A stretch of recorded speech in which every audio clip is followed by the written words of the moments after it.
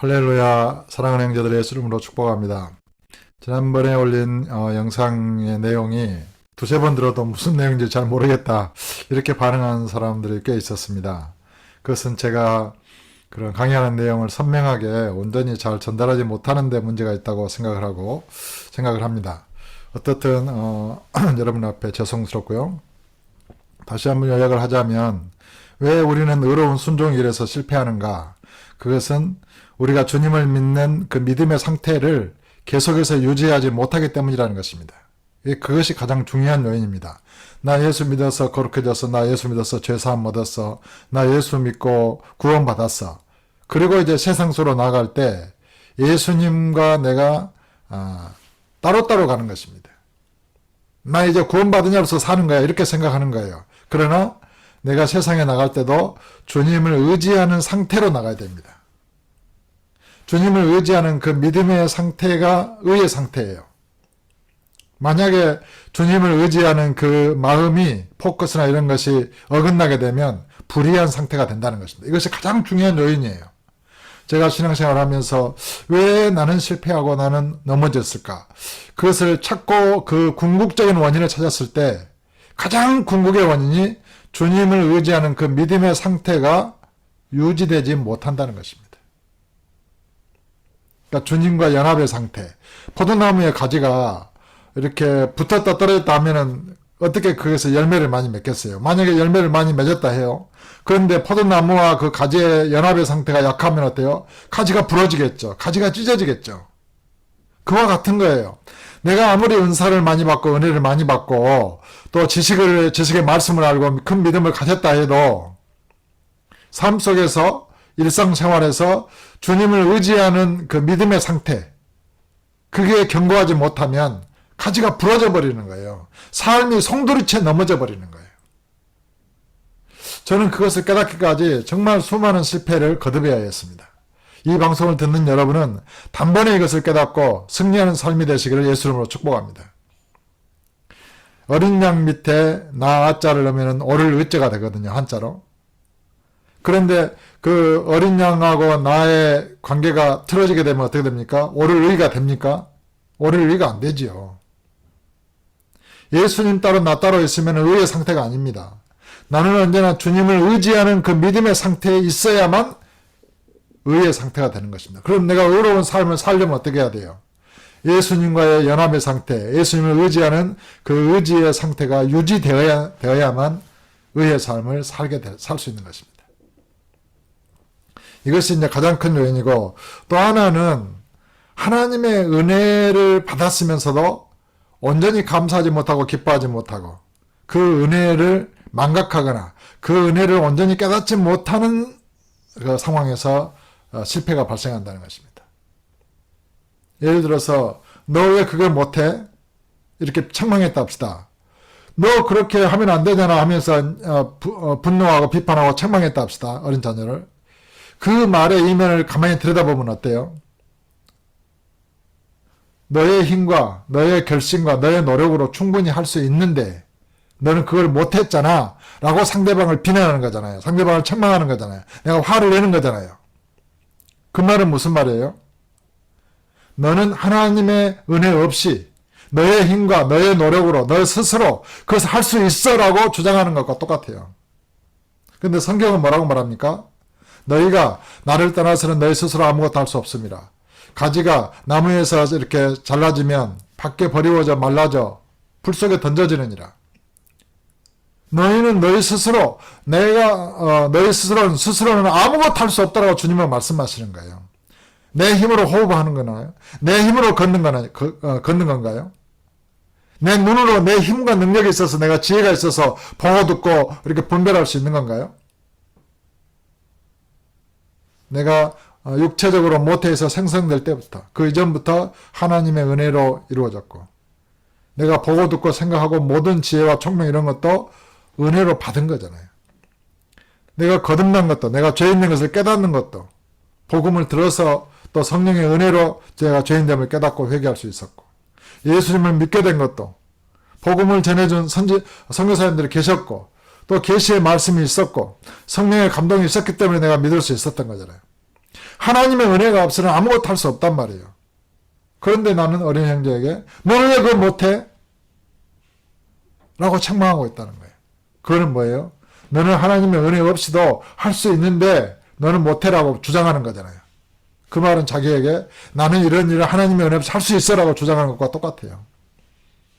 왜 나는 하나님의 은혜 없이는 나는 한 호흡도 할 수 없습니다라고 이렇게 믿음으로 고백하면서 왜 다른 사람에게는 너는 왜 그렇게 못했어라고 비판하는 것일까요? 이게 이제 은혜에 대한 모순이라는 거예요. 은혜를 온전히 깨닫지 못하고 알지 못하기 때문에 오는.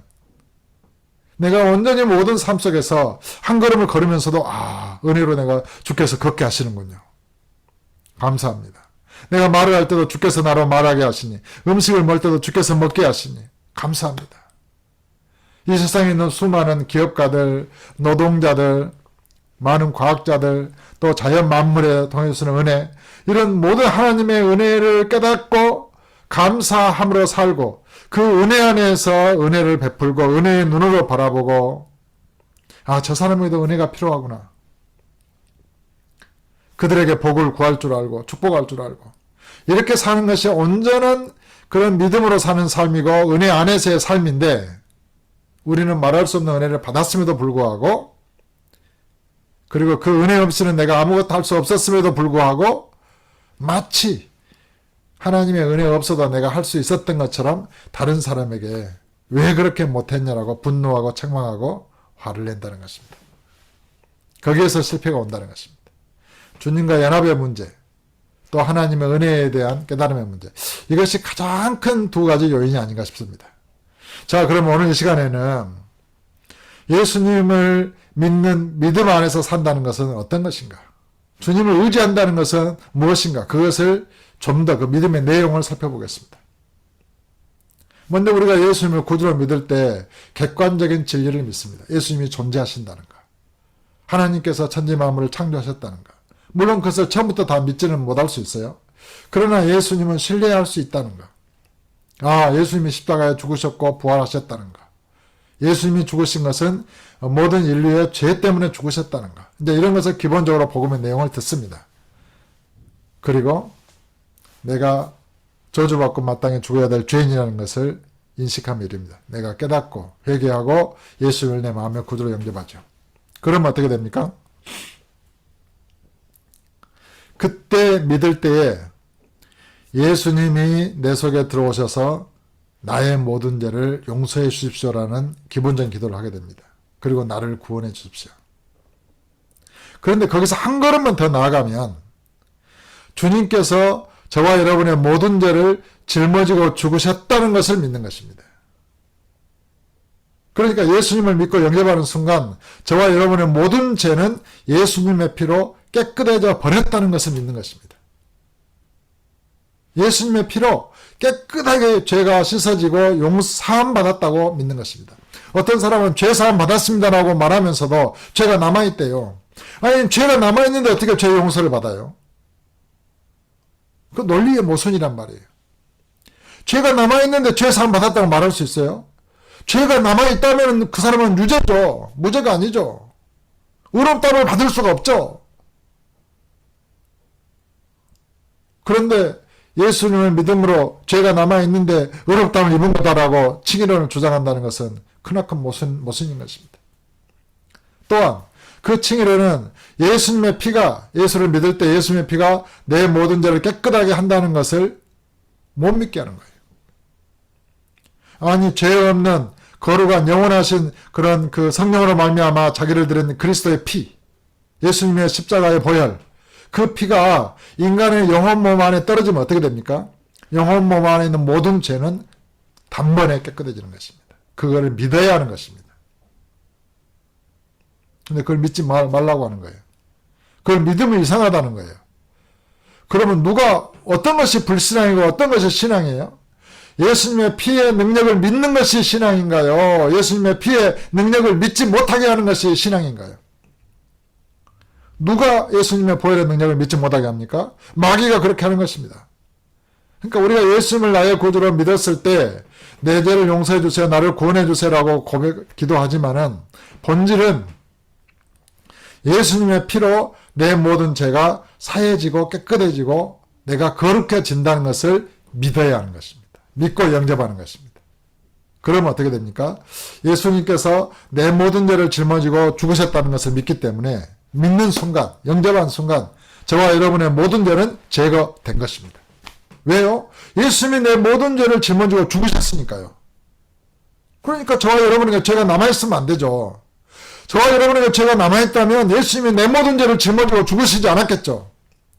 예수님께서 저와 여러분의 모든 죄를 짊어지고 죽으셨다면 저와 여러분의 모든 죄는 제거된 것입니다. 예수님 믿을 때, 영접할 때. 그것을 믿어야 돼요. 근데 이 신칭의로는 믿지 못하게 하는 거예요. 죄가 있는데 의롭다함을 입은 거다. 의롭게 된 것은 아니다. 이렇게 주장을 해요. 아닙니다. 예수를 믿음으로 의롭게 된 것입니다. 거룩하게 된 것입니다. 그리고 성령에 의해서 새롭게 되어버리는 것입니다. 그것이 거듭남입니다. 진리의 말씀과 성령으로 다시 태어난 내가 존재하는 거예요. 예수님과 연합된 내가 존재하는 거예요. 예수님을 믿고 있는 그 나는 의의 상태예요. 의의 자녀예요. 그래서 우리를 의롭게 하시고 영원롭게 하신 것을 믿어야 하는 것입니다. 참 묘하죠. 내 죄를 용서해 주세요라고 회개하며 예수를 영접했는데 예수님의 피가 내 모든 죄를 깨끗하게 산다는 것을 믿게 되고 이미 예수님께서 내 모든 죄를 짊어지고 죽으셨다는 것을 믿었기 때문에 내 모든 죄가 제거됐다는 것을 믿는 것입니다. 그러므로 나는 죄에 대해서 죽은 자요. 그리스도 예수 안에서 하나님께 대해 산 자요. 나는 모든 죄로부터 깨끗함을 입고 거룩함을 입은 거룩한 성도요. 하나님의 의의 자녀요. 의롭게 된 의인인 것입니다. 그런데 이 의인의 상태가 이제 세상을 나갈 때 예수님을 믿는 믿음의 상태에서 그대로 가야 돼요. 이게 어그러지면 불의한 상태가 되는 거예요. 불의한 자가 되는 거예요. 아무리 그가 죄 용서를 받았고 의롭게 되었고 영원롭게 되었다 할지라도 예수님을 믿는 그 믿음의 상태가 어그러진다는 게 뭐예요? 예수님을 내 마음의 왕으로 구주로 영접했는데 내가 왕이에요. 내 마음대로 내가 결정해요. 내 생각대로 살아요. 그것이 불의한 상태인 것입니다. 내가 보고 듣고 판단하고 저거는 이렇게 해야지라고 결정하는 순간 예수님은 내 뒤에 계시잖아요. 예수님은 주인이 아니시잖아요. 그런데 어떻게 그게 의의 상태가 되겠어요? 불의한 상태로 나는 떨어지게 되고 나는 불의를 행할 수밖에 없는 것입니다. 그러니까 100점 100패 하는 거예요. 삶 속에서 승리할 수가 없는 거예요. 의의 열매를 맺을 수가 없는 거예요. 죄의 세력에 넘어질 수밖에 없는 거예요. 그러므로 예수를 믿음으로 의롭게 됐고 죄사함을 얻었고 거룩하게 되었다는 것을 믿었을 뿐만 아니라 그 믿음의 상태, 주님을 의지하는 그 의지의 상태, 믿음의 상태를 계속해서 유지해야 돼. 24시간 365일. 무의식에서도 영안에서도 길을 걸을 때도 일할 때도 주님을 의지해야 돼요. 그것을 의식적으로 기도하고 묵상하다 보면 무의식적으로도 가능하게 되고 영안에서도 가능하게 되니까 어떻게 됩니까? 내가 길을 걸어갈 때요. 옛날에는 내가 앞설 때가 많아요. 그리고 정신 차리고 안 되지. 예수님을 앞세우게 되잖아요. 이렇게 이제 기도하겠죠. 내가 앞서다가 주님이 앞서다가 회개하고 주님이 앞서고 내가 앞서고 회개하고 주님이 앞서고 내가 주인 됐다가 회개하고 주님이 내 마음의 주인 되고 이런 갈등의 과정을 거치면서 넘어지고 일어서고 넘어지고 회개하고 일어서고 이제 그런 가정을 거치면서 어떻게 되냐면 주님의 생각에 내가 그 생각을 따라서 생각할 수 있게 돼요. 자연스럽게. 주님의 뜻을 따라서 내가 의지를 갖게 돼요. 주님의 감정을 따라서 내가 사랑할 수 있게 돼요. 그냥 그렇게 돼버려요. 주님이 내 안에 내가 주님 안에 이게 주님과 하나가 되거든요. 예수님을 믿으면. 그러면 이건 주님을 의지하는 상태잖아요. 완전히 하나가 된 상태잖아요. 그러니까 내가 생각하는 모든 것이 주님으로부터 오는 생각이에요. 내가 결정하고 행하는 모든 것이 주님의 결정을 내가 결정하는 거예요. 내가 싫어하고 내가 사랑하고 이런 모든 것이 주님이 싫어하기 때문에 내가 싫어하게 되는 거예요. 주님이 사랑하시기 때문에 내가 사랑하게 되는 거예요. 왜요?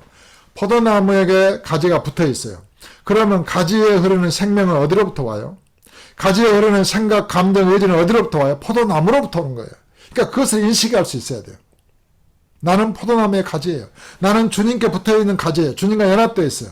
그러면 내가 생각하는 생각은 어디에서 오냐 이거예요. 주님의 생각으로부터 오는 거예요. 내가 결정하는 이 결정, 자유의지를 어디로부터 와요? 주님의 뜻으로부터 오는 거예요. 내 감정, 내가 싫어하고 슬퍼하고 탄식하는 모든 것은 어디로부터 와요? 주님으로부터 오는 거예요. 그러면서 내가 하는 모든 것이 주님과 하나일 뿐만 아니라 주님의 것이 되는 거예요. 그러니까 나는 주님의 것입니다. 나를 통해서 주님만이 나타나기를 원하십니다. 그러니까 주님은 자유자잖아요. 내가 주님과 하나 되면 완전한 자유를 누리게 됩니다. 주님이 싫어하는 건 나도 싫어요. 주님이 기뻐하시는 건 내가 기뻐요. 주님이 원하는 것을 내가 원해요. 부자유한 게 어디 있겠어요. 완전한 자유죠. 그런 완전한 자유가 가능하다고 믿어야 합니다. 그게 믿음이에요. 불가능하다고 믿으면 그게 불신앙이에요. 전지전능하신 주님 안에 불가능한 것이 있어요. 근데 성경에 너희가 믿으면 못할 것이 없으리라. 믿는 자에게 능치 못할 일이 없느니라. 주께서도 기도하셨잖아요. 아버지께서 내 안에 내가 아버지 안에 있어서 우리가 하나가 된 것처럼 저희들도 다 하나가 되어 우리 안에 있게 하소서. 아버지께서 나를 사랑하신 것을 세상으로 알게 하옵소서. 온전히 우리가 주님과 하나 되기를, 우리의 믿음이 그리스도의 장성한 분량에 이르기를 주님은 원하고 원하십니다. 주님께서는 저와 여러분에게 모든 영광을 다 주셨어요. 그 생명을 다 주셨어요. 온전히 믿어서 주님을 기쁘시게 하고 영화롭게 하기를 원하십니다. 아버지께서 어떻게 우리를 사랑하셨는지 독생자를 내주신 그 아버지의 은혜와 사랑을 깨닫기를 원하십니다. 그걸 믿기를 원하십니다. 그리고 그 은혜와 사랑 안에서 온전히 기뻐하기를 원하십니다. 온전히 감사로 영광을 돌리기를 원하십니다. 그래서 항상 기뻐하라. 항상 기뻐하라. 쉬지 말고 기도하라. 쉬지 말고 기도하라. 범사에 감사하라. 범사에. 모든 일에 감사할 수 있게 되는 것입니다. 은혜가 아닌 것이 없으니까요. 사랑하는 형제 여러분, 오늘도 모든 일에 감사로 기도해 보십시오. 모든 일에. 정말 모든 일입니다. 쉬지 말고 기도하라. 호흡처럼 기도하고 항상 기뻐하고 전능하신 주님 안에서 기쁨과 감사가 충만한 복된 아름다운 이렇게 한 달의 삶이 되시기를, 또 인생이 되시기를 예수 이름으로 축복합니다.